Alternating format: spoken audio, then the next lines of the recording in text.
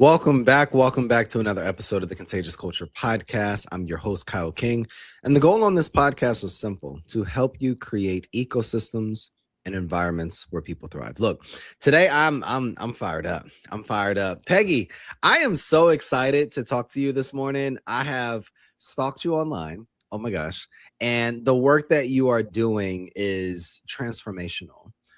Your ability to teach, empower, equip, and educate audiences literally all over the place is super exceptional, and I'm just so excited for you to be here. Thank you, thank you, thank you. How are you doing this morning, Peggy? Great, and I'm excited to be here. Thanks for having me, Kyle. Oh, thanks so much. For people that have no idea about the great work that you are doing and who you are, could you just introduce yourself and talk about like what got you to doing the work that you're doing today? Well, I love teaching people about gratitude and methods for well being that take very little time, very little money, because that's what we need when we're going through rough times. And that's exactly when I discovered what worked for me.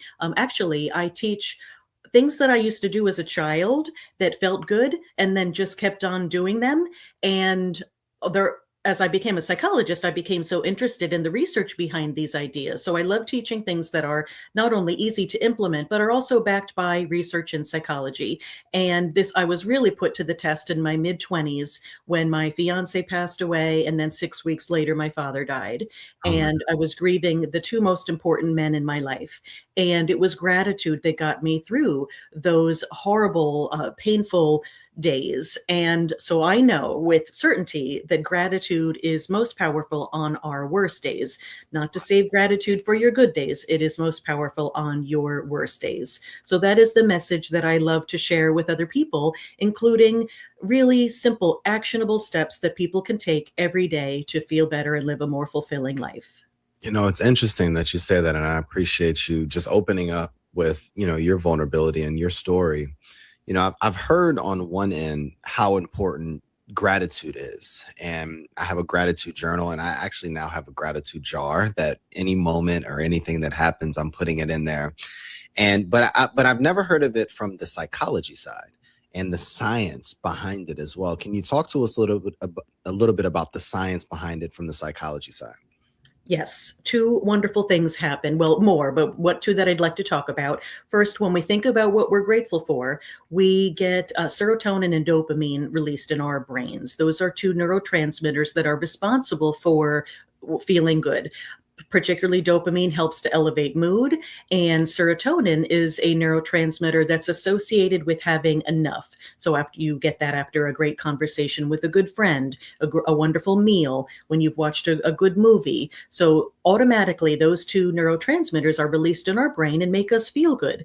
The other thing that happens is when we practice gratitude on a regular basis, we truly are forming new neural pathways to be a more positive thinker. We see the world in a different way, through a different lens. Now, our problems don't go away, the world problems don't go away, but the way we see the world changes. And that makes all the difference in the world. And we can see from with functional MRIs that these new neural pathways are being formed. And it used to be that we relied upon self-report, and everybody reports that gratitude makes you feel better. I have never come across a study that showed that you felt worse. So it's always an improvement. But I love that now we can see with advances in technology what is happening in our brains when we think about what we're grateful for.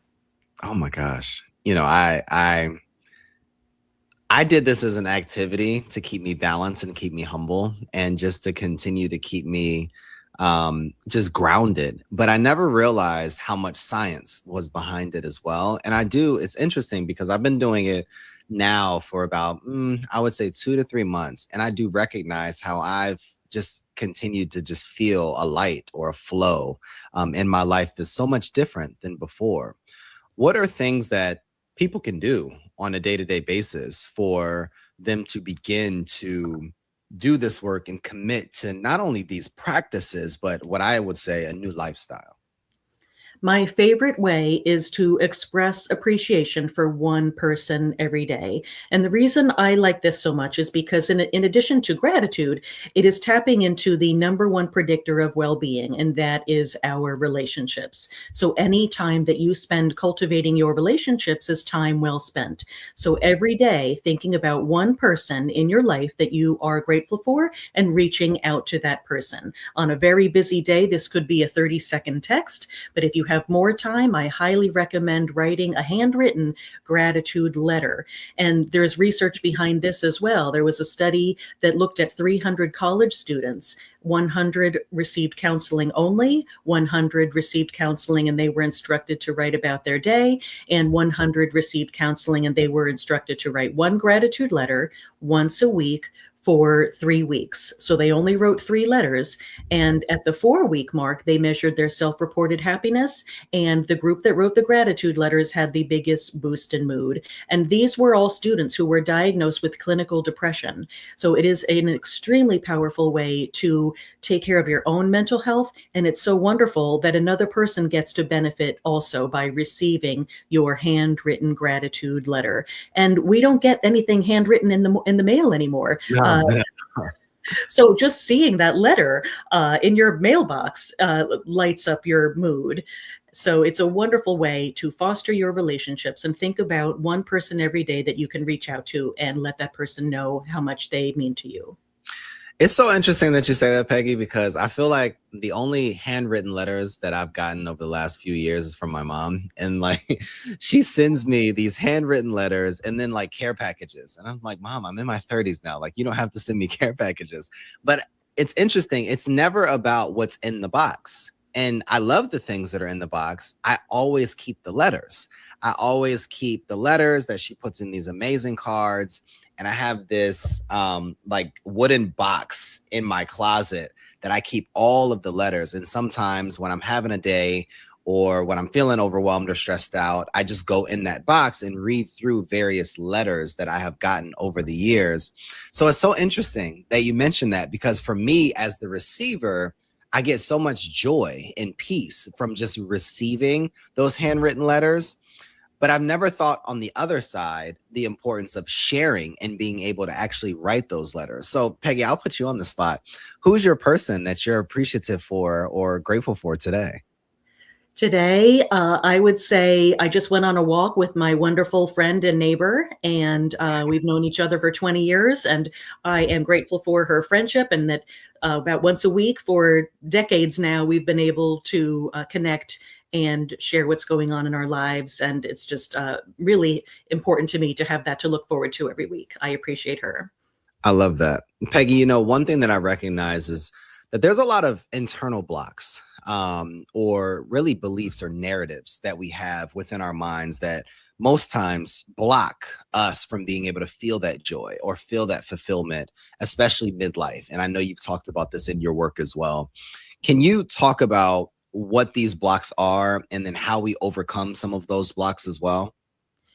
One of the blocks is that it needs to be something huge. So I encourage people to keep it simple. Consider what you might be taking for granted. Our brains cannot distinguish the difference between feeling gratitude for something that we label as humans as small or something huge. Our brain does not care. The same thing happens. And the small is available to us every single day. And that's also my story, how I discovered the power of gratitude for myself. I was an ungrateful teen. I was an ungrateful young adult. It took tragedy in my life to discover the power of gratitude for myself. And it was through a simple cup of hazelnut coffee. When my fiance was sick and going through the cancer treatment and he was in the hospital, the one thing that I could enjoy with predictability was that cup of hazelnut coffee. When my whole world was turned upside down, it made me feel better. So that is what I encourage people to look for this simple. It's available to us every day, and our brain does not care. That's just a human label that we put on it. Man, Peggy, you're really speaking to me right now, and I'm really enjoying this conversation because I get caught up in the massive and the great big things rather than really honoring the simple. But lately I find the simple of just cleaning my house, watching a movie on my couch, and just enjoying that moment of silence and of solitude. You know, that moment where you get your two kids down at night and the house is super peaceful and quiet, and you can just enjoy that moment. When I think about, though, the work that I'm doing, what would you say to someone like me or the leader that's listening in that has that battle between, all right, well, I don't want to just focus on the simple because I have work to do or I have these priorities to focus on. Where do we find that balance in our days and in our lives? I would suggest starting with the simple, a daily practice every morning, and it makes everything else more pleasant, uh, more achievable.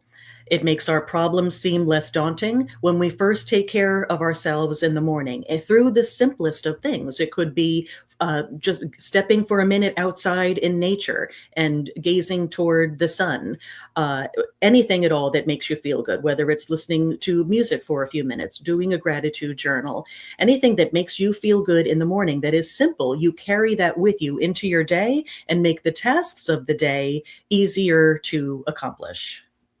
Now, Peggy, I know you're in the New York area, and that's an insane, chaotic area. What are some of your favorite hidden gems or inspiring relaxation things that you do on your end to focus on the simple? Because New York is everything but simple. Yeah. Well, even though I'm in the New York area, I am about an hour west, so I can hop into the city at Uh, any time. But I'm in a kind of equestrian area, so I'm very blessed that I can step out my door and really go on an amazing hike in any direction. But because I do get this question a lot, how can we seek awe in urban environments?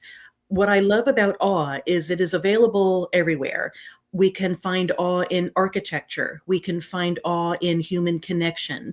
I mm, love the work of Dr. Keltner. He calls them the eight wonders of awe, or something like that, and he goes over 8 different ways that we can experience awe in the simplest of ways.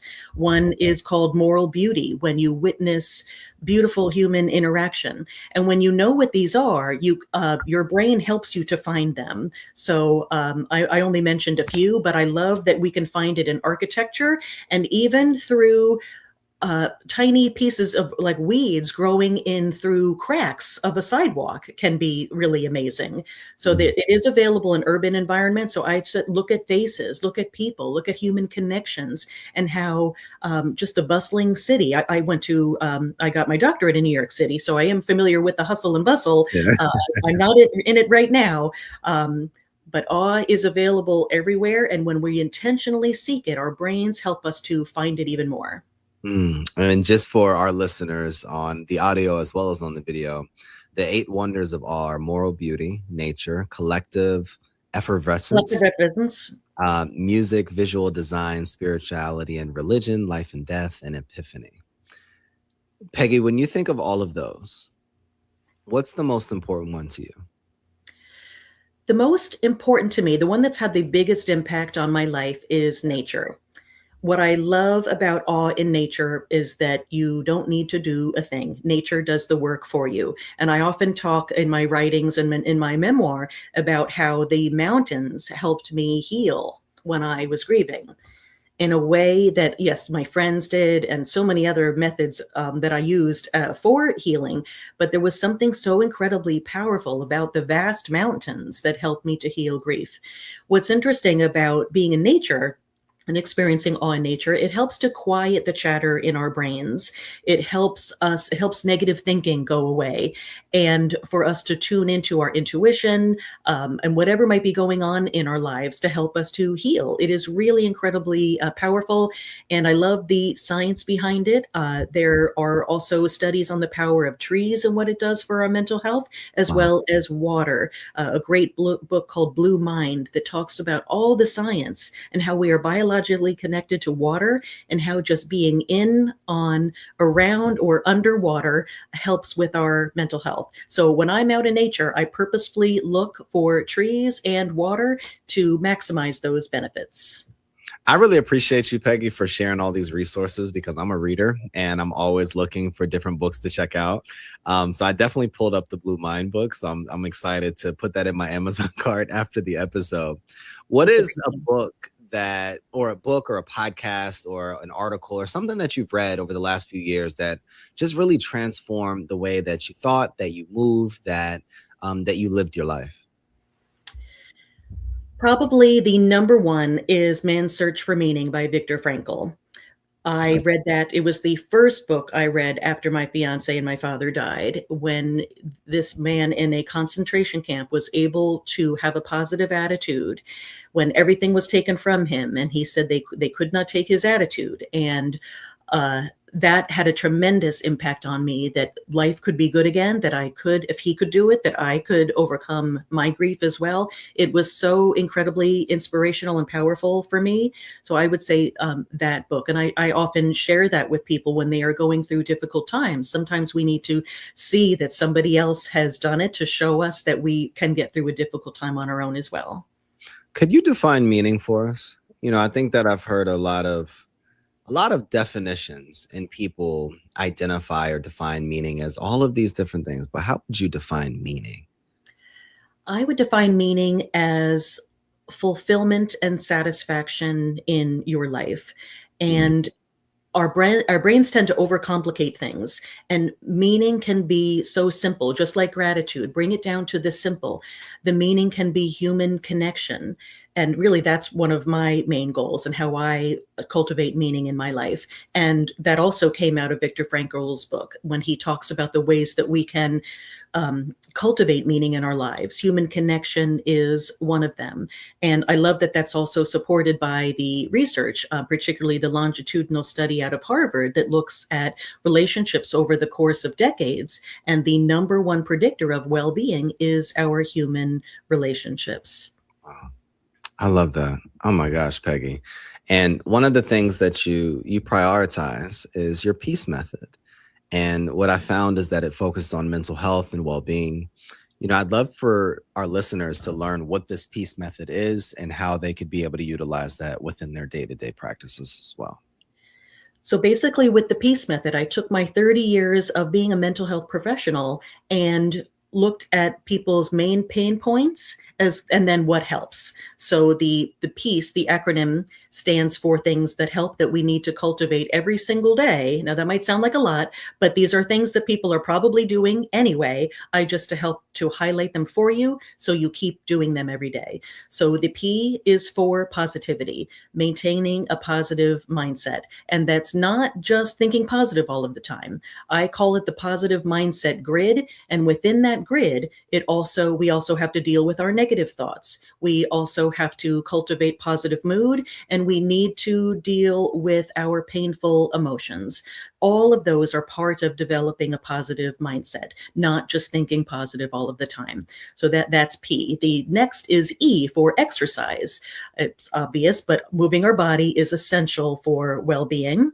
The next is A for achievement, and I work with a lot of high achieving people, so I talk about it in a different way, that it is kind of taking a break from constantly trying to achieve big things and connecting to your present life, and enjoying the journey and celebrating all of the small wins along the way, kind of rewiring the brain for what achievement is. And once again, that could be connecting with somebody. It doesn't have to be finishing a chapter of a book. We can have wonderful, beautiful achievements that we can celebrate every single day. The next is C for connection.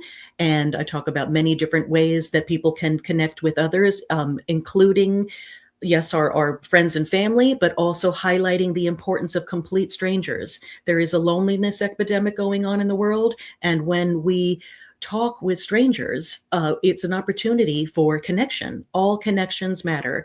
I use a lesson called "There's no such thing as small talk, it's all talk." And I use the acronym ALL to help people with what to say when you're talking to a complete stranger. A for anything. It's okay if you talk about the weather. It's okay if you talk about traffic. It's something. Anything matters. L for like. How can you compliment that person? And the next L for learn. What's a question you can ask? So Remember, there's no such thing as small talk. It all matters, and use the acronym ALL. First, that's C for connection. And then the last E is empathy. And I like to mix things up a little bit. So we often think about empathy as giving to others and feeling for others, and that's wonderful. But if we don't take care of ourselves first, then it will lead to burnout. So I start with the module E for empathy with self-compassion, really building up your self-compassion and self-love so that you are in a better place to be able to give to others in ways that feel good for you and do not lead to burnout, instead lead to fulfillment. Peggy, Peggy, Peggy. I love that. I love the acronym. And, it's interesting because one of the letters that spoke the most to me is achievement, the A. And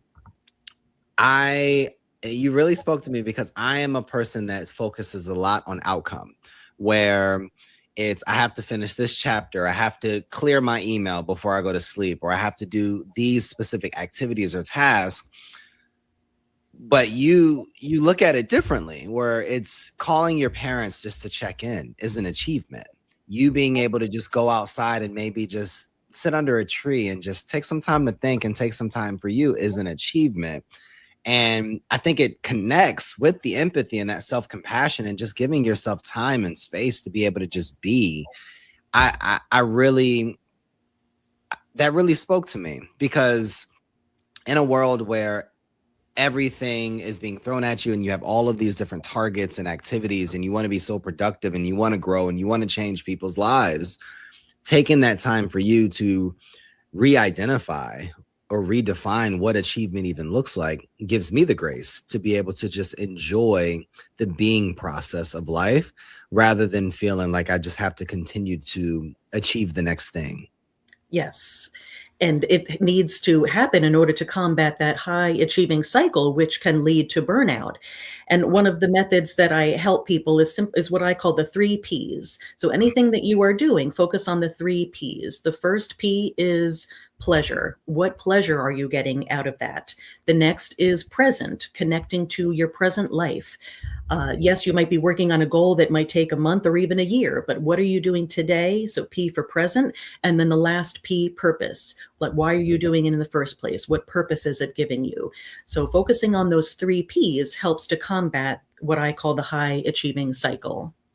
What do you think it takes for people to unravel or unwind how they are thinking so that they can be more 3P focus, where we're focusing on pleasurable activities, we're focused on being present, and we're really doing work that is in alignment with purpose? Like, what will it take? 2 things: intention and repetition. And that's it. So it really just starts with intention and just being mindful that that is your goal. And then, due to a wonderful part of our brain, the reticular activating system, that helps to filter out what we're not paying attention to and hone in on what we are in terms of a goal achievement, our brain will help us achieve that goal behind the scenes. So when you set your intention to focus on those 3 Ps or to be more grateful in your life, whatever it may be, your brain will help you to achieve that through the power of the reticular activating system. And then the next is repetition. Anything that we're working on with everything needs repetition, whether we're lifting weights and trying to build muscle, whether a gratitude practice, or working on this combating the high achieving cycle through the 3 Ps, intention and repetition. One of my biggest realizations over the last maybe year or so is that grief isn't just losing someone physically. Like, there's so many layers to grief in our life. And you mentioned it a little bit earlier in that process that you had to go through. How does grief and loss shape the way that we experience joy? And can the two really coexist? They can absolutely coexist. And that is actually something that I talk about often, because so often when people are grieving, when joy slowly creeps in, people can start to feel guilty. For they just lost a loved one, and it can feel like a foreign feeling or even cause guilt. So I like to teach people that they absolutely can coexist, And joy becomes even more beautiful and powerful when you have gone through a loss. And you can even look at it as a way to honor your loved one who has passed. They would not want you to be sad. They would want you not to get over it and move on. We do need to move through grief and grow, but joy can be part of that. I find that a lot of times when people are going through that process, whether it's the grieving process or just the personal development process or an unbecoming process, oftentimes they find that they have to isolate and pull back from people rather than pull forward. And community has been so important in my life. And I talk about this a lot. In cultivating joy and well being, how important are relationships and community? And I guess to layer that question, what can we do to strengthen those connections in our lives? Once again, it goes back to intention. When you are intentional about making that a priority and cultivating your relationships, then it becomes part of what you do. And it doesn't need to take long at all, which is why I made it part of an exercise in my signature program or talk, the Grateful Day. Exercise number 3 is reaching out to one person every day. So the more that we are doing that and being really mindful about being the one to reach out rather than waiting for it to come to us, then we are in control. When I was grieving, I had a wonderful support system, but they couldn't read my mind and know what I needed from them. So Yeah. I learned very quickly that the best way for me to get what I needed was to tell people and ask for it. And sometimes to be the one to reach out to someone uh, Mhm. when I wish that they had reached out to me, but they had their own fears and worries that prevented them from reaching out. So you can take control of your own life. We can't control what comes our way, but we have 100% control over how we can reach out to other people. How do we know what we really need? I find that in those seasons where we need support, and then you potentially ask somebody, like, hey, what do you need? They don't really know. Like, how do we, as individuals, when we're going through a season, unpack what we really need in those moments? And I view it as falling into two categories. There's the concrete, like I need someone to pick up my child or take care of the dog or clean my house. Very concrete. And then there's the emotional or more abstract. And when we have our quiet moments, that is when we can tap into what we need, whether that is spending time in nature, doing some journaling, getting in touch with what's going on in your life, and even the shower. So often people get ideas in the shower. So, and there's a lot of reasons for that. The water hitting our head, nobody's bothering us, hopefully, when we're in the shower. So it is often a time when ideas can come. So if you are in a position of going through a difficult time, being intentional about having some quiet time to reflect upon that can be really helpful in whatever way works for you. If you're a writer, journal about it. If you like nature, spend some time in nature and intentionally think about what you need and how you can reach out to people to have your needs met. For that person that has been listening in, that is on the brink of changing their life, but they're carrying a lot, Peggy. They're wanting to be able to show their full selves. They're wanting to really cross or hurdle over that barrier, but they feel just tethered to a past version of themselves. What would be your encouragement? What would be your advice for that person to really begin the work and commit to being the best version of themselves? I would say that first, to honor that it takes courage and vulnerability, but the courage comes first. Courage, vulnerability requires courage. Mm, And anytime we're making a change, our brains want to keep things familiar and safe. Even when we want growth, our brains will often work against us. So it takes a tremendous amount of courage and intention to make those changes. And letting other people know that you are making a change or working on something, then other people can help you. But once again, that requires some level of vulnerability to let other people know what's going on. But it does help because then people know how they can support you in you making this change. And once again, it also goes back to repetition because our brains want to keep things safe and familiar. So if you are working on a big change, it is something that deserves your attention every morning to kind of tell your brain, this is what I'm doing now. Help me with this goal, being really clear on what the goal is, writing about it, thinking about it. And then the reticular activating system will actually help you with the goal achievement part. But it absolutely requires courage and vulnerability. Courage and vulnerability. Peggy, this conversation has really helped me unpack and unravel a lot of things that I'm even thinking through personally and professionally. And I appreciate you so much for this conversation, for your time, for your wisdom, for your heart. If you had 60 seconds to share with all of our listeners a message that would encourage them, equip them, but then leave them with an actionable or practical tool that they could be able to use today that can get them on the journey of living a more grateful life, that is rooted in peace, that's rooted in taking those moments of awe, what would you say? I would say before your head hits the pillow at the end of the day, commit to writing a gratitude letter. Think about somebody from your past who's had an impact on your life. And this is different from a thank you note. This is really getting into the feeling of gratitude that you have for that person and the relationship. And spend time with your hand writing it before your head hits the pillow. Make that commitment to write one gratitude letter at the end of the day. That's it. I'm gonna commit, Peggy. I'm gonna commit so much. Where can we find you? How can we continue to support you and uplift your message? The best way would be through a free resource that I have on my website that teaches 5 simple ways that people can implement gratitude into their lives. It's just drpeggydelong.com/the Grateful Day.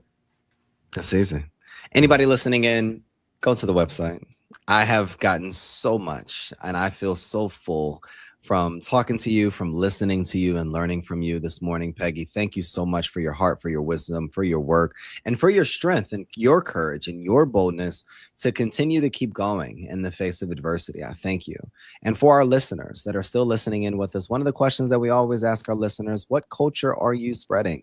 The energy you bring is the culture you create, and go make yours worth catching. We'll see you all next episode.